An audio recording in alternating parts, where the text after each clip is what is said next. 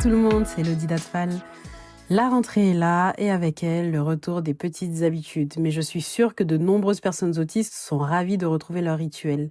Mais qui dit rentrée dit aussi fatigue et gestion de 1000 choses à la fois. Alors courage à tous ceux qui jonglent avec ce rythme intense. De notre côté, on démarre fort avec l'interview d'une maman autiste de 44 ans qui préfère garder l'anonymat. Sur son compte Instagram Maman Autiste, je vous mets le lien en description. Elle partage son quotidien et ses difficultés en tant que personne autiste. Elle a été diagnostiquée tardivement, un peu en même temps que sa fille. Son parcours et sa vie sont un peu atypiques, c'est le cas de le dire, parce qu'elle a construit une famille dans laquelle plusieurs de ses enfants sont aussi neuroatypiques. Et la cohabitation de toutes ces différentes personnalités peut être un peu complexe, malgré ce qu'on peut penser, mais elle va nous raconter tout ça. Je suis une maman de 5 enfants, maman au foyer. J'ai eu un diagnostic tardif de TSA. J'étais une enfant très introvertie, très timide. À savoir que j'ai eu une enfance assez compliquée, j'ai eu une famille assez dysfonctionnelle. C'est pour ça que mon diagnostic a été compliqué pour le médecin, c'est que on savait pas si c'était dû à des traumas ou les deux, ou enfin pas l'autisme. Enfant, adolescente, je me suis jamais sentie à ma place. J'ai toujours imité les autres. J'observais beaucoup les autres et j'avais l'impression, de toujours mal faire, de toujours être à côté de la plaque. Et du coup, j'imitais jusqu'à même la façon de m'habiller. Parce que moi, j'ai besoin de confort et de vêtements larges où je me sens bien, mais j'allais pas forcément m'habiller comme ça, surtout jeune fille, parce que je voyais les autres filles s'habiller autrement, quoi. En fait, je suivais le mouvement. Même pour me faire des relations sociales, j'avais toujours besoin d'être un petit peu introduite, entre guillemets. Enfin, vraiment, c'était des codes très jeunes qui me convenaient pas, hein, genre faire la bise aux gens. Même si je les copie, parce que j'ai appris à le faire, ça n'a toujours aucun sens pour moi. Il y a eu vers 18 ans un moment où je sais pas, il y a quelque chose qui s'est déclenché et j'ai commencé à faire de grosses crises d'angoisse, d'être complètement paumée en fait. Et même toute ma vie de maman, ça a été très très compliqué. J'ai eu des grosses périodes dépressives, troubles anxieux généralisés. Enfin, ça a été très compliqué, quoi. On a la grande, enfin une des grandes qui a 20 ans maintenant. Depuis qu'elle est toute petite, depuis bébé, elle a des particularités. Bébé, elle voulait pas trop qu'on la touche. Enfin, elle aimait pas les câlins. Elle jouait pas avec les autres enfants. Enfin, elle se mettait dans l'herbe, elle touchait les fleurs, elle était contente. Elle avait juste besoin d'être seule.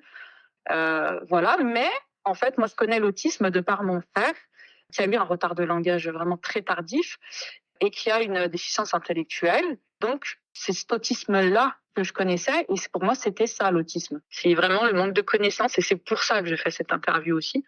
C'est un petit peu pour informer les gens que ça peut être monsieur, madame, tout le monde, en fait, tout simplement. Donc, j'ai pas soupçonné pour ma fille. Et c'est un jour, c'est tombé sur un témoignage d'une autiste dit Asperger. Enfin, on disait encore ça. Je sais que c'est controversé. Et en fait, j'ai retrouvé ma fille. Et je lui ai fait voir. Donc, elle avait 14-15 ans, je crois, à l'époque. Elle s'est reconnue, mais ça l'a vraiment beaucoup angoissée. Du coup, à un moment, j'ai un peu laissé ça de côté. Je lui ai dit, bon, laisse tomber. Voilà, ça t'angoisse. On va pas trop en parler pour l'instant et tout ça. Et puis, 6 mois ou 1 an après, elle m'en a reparlé et elle m'a dit, en fait, j'ai besoin de savoir, quoi. Donc, j'ai cherché un spécialiste. On était en Algérie. Donc, il y en a un grand spécialiste qui s'appelle le docteur Bourras. On l'a contacté et donc, il a posé son diagnostic. Et c'est quand il a posé son diagnostic sur elle que moi, il y a des choses qui ont fait sens pour moi. Quelques mois après, en fait, je l'ai contacté et je lui ai demandé clairement, est-ce que vous pensez que c'est possible que je sois autiste également? Il m'a posé énormément de questions. Enfin, on a fait des séances, donc vraiment, j'ai dû remonter à l'enfance, lui raconter vraiment les traumas parce qu'il fallait qu'il fasse le tri dans tout ça. Et un jour, il m'a dit, en fait, pour moi, vous êtes autiste. Je l'ai beaucoup mal vécu parce que déjà, on a remonté très loin et dans tous mes traumas, donc c'était compliqué. Mais c'était le côté, mais en fait, si ton anxiété ne vient pas que de ton trauma, donc t'en auras toute ta vie, t'es comme ça. C'est ce côté-là qui m'a angoissée. Et je me suis dit, mais mince, en fait, il y a des choses qui vont pas changer sur le coup, hein. Mais après coup, non. Je me suis dit, en fait, tu vas comprendre comment tu fonctionnes, tu vas te renseigner, tu vas faire un travail. Et voilà, finalement, on essaye de. Après, c'est vrai que comme j'ai masqué pendant 40 ans, j'ai pas encore les bons réflexes. Des repas en famille, c'est très très compliqué pour moi. Et des fois, juste je vais m'énerver et après je me dis non, en fait, tu vas chercher ton casque anti-bruit, mets-le à table, quand on a besoin, tu le mets. J'ai pas encore les bons réflexes, en fait. C'était très très dur. Mais après, voilà, 1 an avant déjà le diag, j'avais commencé à faire un travail sur moi en mode c'est comme ça, c'est ma vie, j'ai eu ça dans ma vie, ça en découle des anxiétés, et ben c'est pas grave. Et du coup, ça a commencé à aller mieux. Je m'éloignais aussi des gens puisque ça me fatiguait énormément avant le diagnostic. Alors quand j'ai eu le diagnostic et que j'ai vu que les contacts sociaux sont épuisants et alors j'ai dit: «Allez c'est bon, là je veux être dans ma bulle, à part, quelques personnes, sinon, même maintenant j'ai pas vraiment d'amis et je suis pas du tout en manque d'amis, je suis bien comme je suis». J'en ai pas forcément parlé, à beaucoup de monde. J'en ai parlé à ma sœur. Pour ma grande, elle a pas été surprise. Quand je lui ai dit pour moi, elle m'a dit: Oui, c'est un peu visible toi aussi, hein». J'ai dit: «Ah OK, OK, très bien». Mais après, par contre, niveau parents, bon, avec ma mère, c'est très, compliqué. Mon père, c'est des choses qu'il comprend pas non plus. Enfin, ils ont pas envie de comprendre, ils cherchent pas à comprendre. Voilà. Mon mari, c'est compliqué. Enfin, pour lui aussi, c'est compliqué parce qu'en fait, quand on a le diagnostic, c'est un peu une délivrance aussi. Du coup, on devient nous-mêmes et j'ai l'impression qu'on est pour la personne extérieure, on n'est peut-être plus trop la même personne puisqu'on a masqué, on a fait semblant. Enfin, je sais semblant dans tout, enfin pratiquement dans tout, quoi. Ouais, ça peut, voilà, être source de conflit, tout ça. Et il faut qu'il s'adapte lui aussi. C'est un monde qu'il connaît pas non plus. Enfin, donc voilà, c'est un gros travail à faire. Je pense que ça se construit avec le temps, quoi. La grande, elle a toujours été solitaire depuis qu'elle est toute petite. Il y a des autistes qui ont besoin des autres, mais elle, pas du tout. Elle aime être solitaire, elle aime être dans son coin, dans sa bulle. Elle l'a toujours été comme ça depuis qu'elle est bébé, quoi. C'est une adolescente et une jeune femme maintenant qui est très intelligente, qui a beaucoup de culture, qui est toujours dans la recherche aussi. Enfin, même moi, enfin, c'est un peu notre caractéristique commun aussi. Donc, elle est très intelligente. Elle a beaucoup cherché sur ce sujet. C'est même devenu un intérêt spécifique à un moment, l'autisme et tout ce qui en découle, les troubles associés, tout ça. Donc, elle a appris à se connaître et c'est ce qu'il me disait le pédopsychiatre en Algérie. Il m'a dit, votre fille, elle est autiste, mais elle est dans la gestion. C'est-à-dire, elle peut se gérer. Et c'est vrai, c'est qu'elle est venue très peu vers moi quand elle était en crise d'anxiété. Enfin, c'est plus du genre à aller s'enfermer, mettre son casque anti-bruit, enfin audio, faire ses dessins et se concentrer sur des choses qu'elle aime. Et elle est rarement en train de se plaindre vers moi. À contrario de la plus petite, qui était ça, elle est extrêmement dans le besoin du toucher avec moi seulement. Elle a besoin d'être rassurée. Mais la grande, non. Elle a fait un grand cheminement seule, en fait. Hein. Elle a été très courageuse, ouais, ouais. Et j'ai ma dernière, celle qui est TSA, elle est pas empathique avec les autres, mais avec moi, elle a une grande forme d'empathie. Quand elle me voit en surcharge, elle est là, elle prend soin de moi. Elle me dit: «Maman, tu veux ton casque? Maman, allez, repose-toi, allez». Enfin, je pense qu'elle comprend le truc et du coup, elle arrive à développer de l'empathie pour moi. Mais avec le reste du monde, c'est un peu plus compliqué. Avec les animaux, oui. Voilà quoi, elle voit un moustique qui meurt, elle pleure. Après, c'est un peu pareil, hein. Je déteste tuer les animaux, même les insectes, c'est pareil. On va pas dire que ça m'est pas arrivé, mais avec des remords et tout, hein.